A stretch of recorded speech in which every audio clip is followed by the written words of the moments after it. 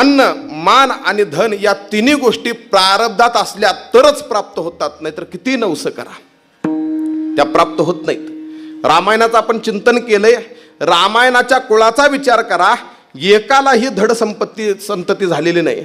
यज्ञ करून तरी झाली, इकडचं तिकडचं काहीतरी हे करून तरी झाली, पण गर्भातनं संतती झाली असं वर्णन नाही.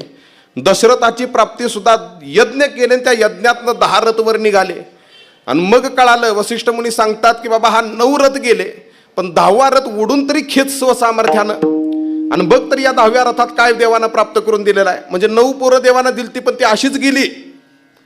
आणि मग 10वा रथ स्वसामर्थ्यानं रघुकुलातल्या राजांनी खेचला. त्या 10व्या रथामध्ये प्राप्त झालेला म्हणून दशरथ असं नाव त्याला प्राप्त झालं.